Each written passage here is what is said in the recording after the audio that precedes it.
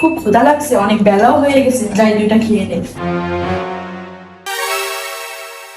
আম্মা, আম্মা, আমার জন্য মাছ মাংস কিছুই রাখেন নাই। আমি এখন ভাত খাবো, এখন এসে দেখতেছে ঝোল ছাড়া কিছুই নাই। যা আছে ওইটা দিয়ে খাও, বাড়ি ভরা মানুষ ছিল, ওরা খাইছে, এর জন্য কিছু নাই।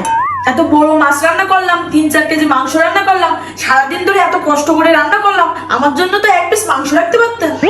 তুমি হলে বাড়ির বউ, তুমি কষ্ট করে রান্না করবে না তো কে করবে? বাড়ির বউদের এত খাই খাই করতে নাই, সবার খাওয়ার পর যদি থাকে তাহলে খাইতে হয়।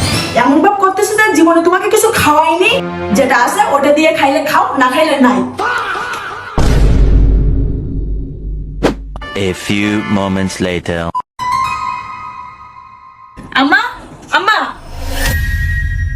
এখানে মাছ মাংস আসলো কোথা থেকে? আপনি না বললেন সবকিছু শেষ হয়ে গেছে, তাহলে এগুলো কোথা থেকে আসলো? বাড়িতে মেয়ে জামাই আছে, তারা তো রাতে খাবে, তাদের জন্য অল্প করে উঠাই রাখছে। আর তুমি আমার রুমে এসে এত খুশাখুশি করতেছো কেন? আমি কার জন্য রাখবো কি না রাখবো সেই কৈফিয়ত আমি তোমাকে দিব না। আমাকে কোনো কিছু কৈফিয়ত দেওয়া লাগবে না, আপনি আপনার মেয়ে জামাইকে খাওয়ান, তাতে আমার কোনো সমস্যা নাই।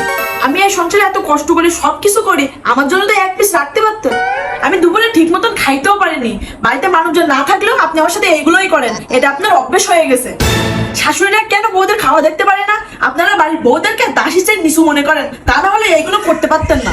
সামান্য খাওয়ারের জন্য তুমি এত ছেঁচড়ামি করতেছো? বাড়ির বউ হয়েছে তাই কি হয়েছে, মাথা উঠাই নাচবো নাকি?